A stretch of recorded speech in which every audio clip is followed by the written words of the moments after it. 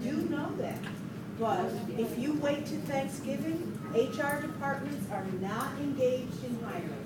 But that one guy, P4, he don't even set interviews up until November, late November. That's one. You should I know. have I mean, I already got four one. places. I do, but I'm saying, but Yeah.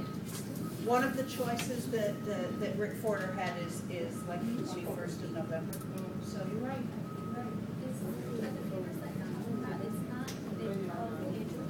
No, the papers is your internship registration paperwork. The final exam is due the 19th. You've had them from the first day of the year. Okay. All right, all set. Okay. 안녕하세요. 저는 Matt이에요. 지금 한글 선생님 전에 그리고 한글 선생님 아니요. 지금 리크루터예요. 미국 사람. For those of you who can't understand that little bit of Korean I was saying, I'm here to talk to you about studying, teaching abroad, okay? Do any of you know anybody who has ever taught abroad in another country or know a friend of a friend? Anybody ever heard? Maybe a few of you? Okay. I'm here to talk about opportunities teaching abroad in specifically Korea and also in China. Now, we work with 5 schools right now in Korea, and we're about to work with 1 in China. And the reason why I'm doing what I'm doing right now, and my associate James, he's actually in Denver doing the same thing I'm doing right now, is because we taught abroad in Seoul, in South Korea, it's the capital city, and he's been there for 6 years teaching, and then he didn't have such a great experience with his recruiter that helped him get over there. I also had a similar experience. I really enjoyed some things that my recruiter, helped me with. Then others, I was kind of disappointed. So James and I got together, and we formed this company. But let me tell you how I got there. I'm actually from Springfield area, Pennsylvania. I'm sure a lot of you know. Some of you probably even from Springfield. And I graduated from Cabrini. Sorry. Well, I'm a Penn State grad too. But I went to get my master's at Cabrini. And I wasn't going to let the job market slow me down from teaching. I spoke with my principal and he told me something I'll never forget. He said, "Matt, listen, you did an excellent job here, student teaching at Ridley High School. But he said, I had nothing here for you. He said, I have no jobs here for you. There won't be for a while." So I was trying to be optimistic about the whole situation. And I said, I'm 23 years old, okay? I can have the experience of a lifetime. I just need to take that step to go abroad. And Professor Mee, I'm sure, maybe has mentioned to you before about that step. I mean, she's been abroad working, and it's just it's a wonderful experience. So, what I'm going to talk to you about today is what we do. So the first thing is we are very transparent. Okay? Like I said, James and I didn't have such great experiences.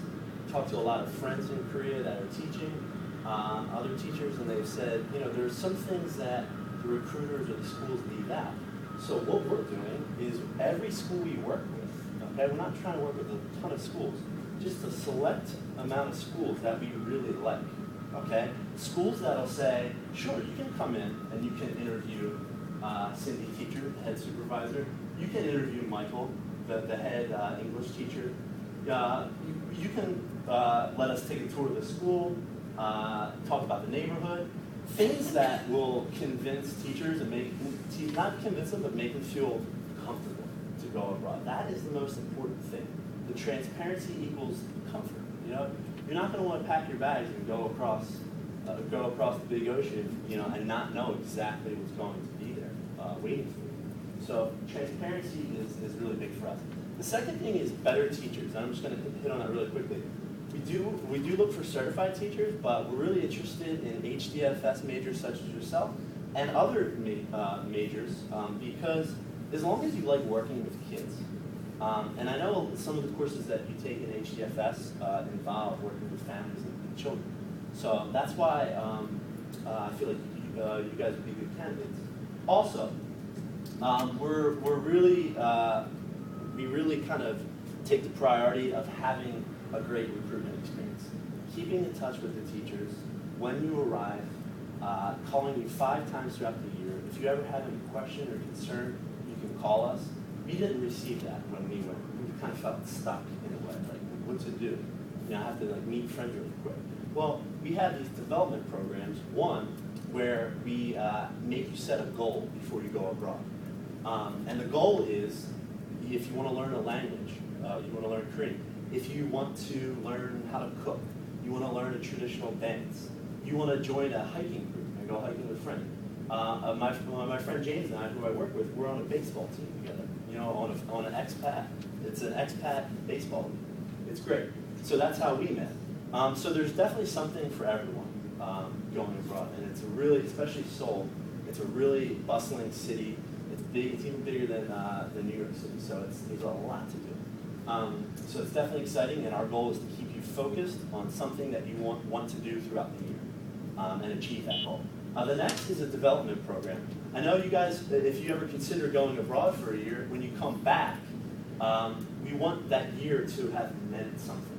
We want that year to not have been a waste. So when you come back and you're focusing on, maybe you're going back to grad school and you're concentrating in human development kind of studies still, we want that year abroad to, you could have achieved something such as a portfolio. Creating a portfolio of experiences that can correlate to your field of study.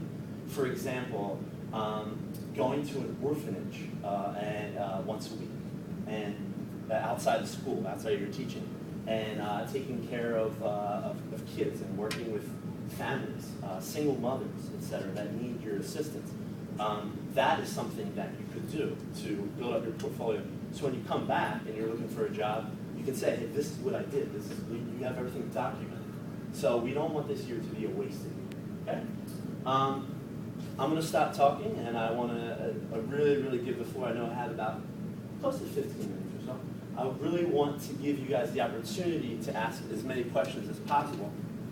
But I will tell you, if you're looking to apply, you just go on our website. It's www.truthteacherservices.com. We'll talk about that later. You can write it down if you want. And you could also sign up up front here. It's non-committal. Don't worry, we won't heckle you with tons of spam email. Just if you're interested or continue, I know you don't graduate until May. Pretty much all of you, correct? So I know you have your internships and everything like that. So it's definitely something to consider for sure. Another option for people who say, oh, I could get a job, but I would like a year to kind of travel and kind of explore and teach and work in another culture. There's a lot to look forward to with an opportunity like this. So guys, I just want to show you really quickly before we have Q&A. This is Cindy Teacher. So this is something that you can expect through us with the schools that we work with. We're really select, and here is one of the teachers in an interview we had with her.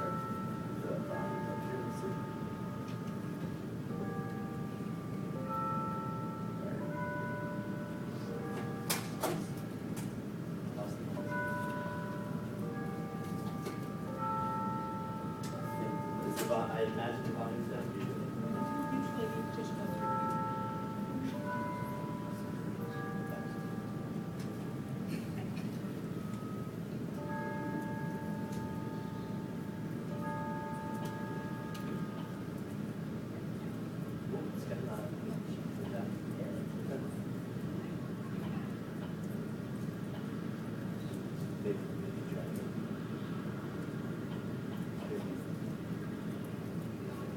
After each class, you'll Okay. teachers. So this is will Cindy read. Teacher from the Herald School. What is your name? It's in Southern Seoul. My name is Cindy, and my position is a head teacher at Herald School. Great. Cindy, where are you from? I'm from Korea. Cindy, what is your favorite snack and why? Notice the kids are in the background during lunch. We're trying to be quiet. After each class, all the teachers feel hungry because students absorb energy from us. So we eat anything. That's the seafood snack. Any food you see, you eat, right? Yes. How long has the school been open? Okay, more than 14 years now. 14 years. Wow. Yes, and we have a good reputation in this area. The mothers in this area say we are the only school they can trust with their children. How many foreign teachers are here at the school? Six wonderful foreign teachers. Great. And how about Korean teachers? How many Korean teachers are there? 8. Okay. How about Okay, so you guys can get the students? idea of what an interview is like and what kind of information can be disclosed in an interview like that. That is our goal. And guys, not to mention, I mean, Korea is the 13th most developed country in the world right now. I mean, they're really, really booming at this moment. And by going there, you can see, you know, how wealthy they are becoming and how nice these schools are that you work in. This is all, you know, most of these schools are all, what they're wealthy students. Their parents are quite wealthy because they're paying for their education. And that gets, you know, they pay for your salaries essentially as a teacher. And they pay to fly you over, they pay for your housing, etc. So if you go on the website, you can see as many pictures as you want. You can also see some, if you search for schools, you can see the teacher lists. You see some of the teachers that are already signed up.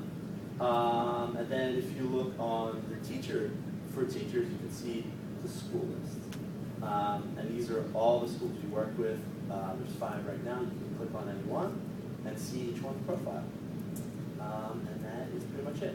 So, guys, I really want to leave. There's a little more than 10 minutes. The floor is completely yours. I want to answer any questions you have whatsoever.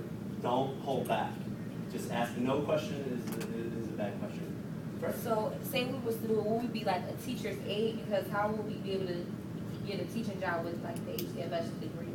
Or it would transfer? Good question. They do not require you to have a specialized education degree.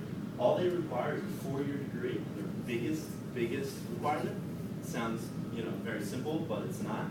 It's a great personality, a very open personality. You have to have a 4-year degree. Some schools, if they see your GPA is a little lower, they might not want to hire you, but it's usually not a case for cause for concern. They really want people that just have great personalities and that want to work with kids.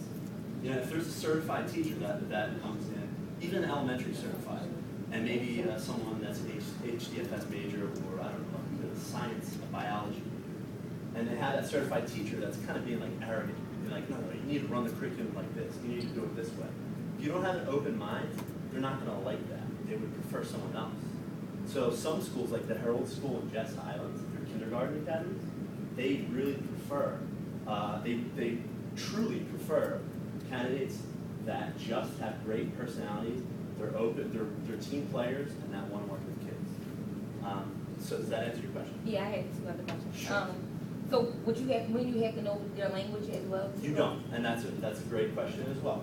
All questions are good. So the Korean language, when you go, they know that you are from the West, and they don't expect you to speak Korean fluently. If you speak one word, whoa, they're like, that means like, wow, your Korean is really good. And you're like, oh, I said one word. But there's a Korean teacher who sits either in the classroom or outside, usually outside because they respect your privacy. Some schools have open classrooms where you can see through the glass. That actually works to your benefit. You get used to it. But so the Korean teacher, if they see like a child like misbehaving or like dozing off or something like that, they get their attention and then they focus. So it helps you. So every teacher has either their personal KT or depending on the size of your class, or you have a partner English teacher, like my friend John, who's actually from King of Prussia area, Small World. He and I were partner teachers, and we had shared one Korean teacher game. So that's they really help you out and try to assist you and get you to do a great job. Any other questions? Come on, arms up. I'm just going to start talking. All right, Sure. do you offer this any great question as well. We only offer positions in Korea. We're trying to work in China. Also, we have a school that's interested in working with us in Taiwan, but not yet. Nothing at the moment, like in Southeast Asia. Well, like if we came to you guys and we wanted to do that. I could. I know someone who I used to work with that works in Thailand actually. She works at a school in Thailand. And we're interested in working with that school. The only issue is that she says that if money's not a concern, it's not a problem. But she's like, it's really hard for me to make ends meet. They can't afford to pay my maybe they get paid $800 a month, $800. So it's really, really low. But if money's not a concern, that is definitely something that we could do. There's some broad ranges of, you mentioned that you can see that people have points, so they got these points from somewhere. The clearances that you would need about, is airfare always included in it? About how much do they earn in a year? Yes. And housing? Sure. So airfare included, round trip airfare anywhere in the continental United States. Okay, you can fly from any airport, they'll fly you for free. You finish your 12-month contract, they fly you back anywhere for free. Housing, paid for. You get your own apartment. The schools we work with, they house you near the school. They're smaller, they're like studio apartments. Some are closed into separate rooms, but they're clean. It's not like they're nice and they're comfortable. And free rent. Think about that. For an entire year, free rent, you can really save quite a bit of money. Now, the salary is anywhere between the kindergartens, and I'm going to show you really quickly. The kindergartens, you get paid a little bit less. The salaries are like 2.2 to 2.5 million won. I'm going to explain that. That's around, you clear per month around 1,900 to 2,100 American dollars. Now, it's around $500 a week. But if you think about that, though, and you get paid once a month, if you think about that, the cost of living is so much lower. Dining out, really good meals. They're really cheap and affordable. Public transportation is so clean and efficient in Korea. It's unbelievable. And so cheap. So that's another huge advantage. Like I said, you're not paying rent. A lot of people go and right away they get a bank account set up and they connect it to their account here in the States and they pay student loans right away. James, my partner, he worked at this academy making around you're making around, he worked there for 14 months and saved over $20,000.